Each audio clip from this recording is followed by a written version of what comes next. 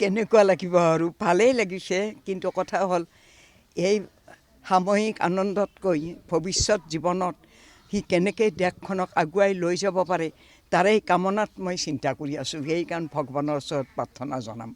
গতিকে বৰ্তমানৰ আনন্দতকৈ আকৌ ভৱিষ্যত যি আনন্দ আহিব সেই আনন্দৰ কাৰণে অপেক্ষা কৰি আছোঁ। ভৱিষ্যতৰ কাৰণে সি কেনেকৈ দেশখন আগবঢ়াই লৈ যায়, দৰিদ্ৰ জনসাধাৰণ সমগ্ৰ নিজৰ জন্মভূমিৰ কাৰণে কেনেকৈ দেশখনক আগবঢ়াই লৈ যাব পাৰিব আৰু বিকল্প উপায়েৰে কি ধৰণে দেশখনক ৰক্ষা কৰে তাৰ অপেক্ষাত মাতৃ হৃদয়ে মানে সদায় কামনা কৰি আছে।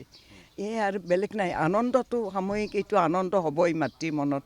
ল'ৰাৰ ভাল ফল দেখিলে সকলো মাতৃৰে মনটো ভাল লাগে, কিন্তু সেইটো নকৰিলেহে মনটো বেয়া লাগিলহেঁতেন।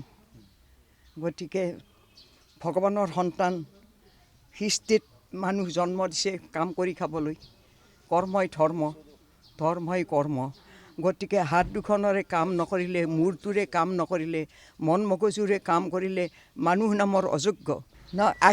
মই আশীৰ্বাদ কৰিম যে সদায় যি ধৰণে গুৰিৰ পৰা চলি আছে, সেই হাৰা দিনৰে পৰা 96ৰ পৰা এতিয়ালৈকে 2026 চন, গতিকে যি ধৰণে একাদিক্ৰমে আগুৱাই গৈ আছে মাতৃৰ আদৰ্শ, পিতৃৰ আদৰ্শ বুকত বান্ধি, সেই আদৰ্শ যাতে তাৰ ভৱিষ্যত জীৱনলৈ মনত ৰাখি আগবাঢ়ি যায়, তাৰ নিশ্চয় কৰ্মক্ষেত্ৰত আগবাঢ়ি যাব পাৰে। এই মাতৃৰ আজি আশীৰ্বাদ মোৰ এইটোৱে।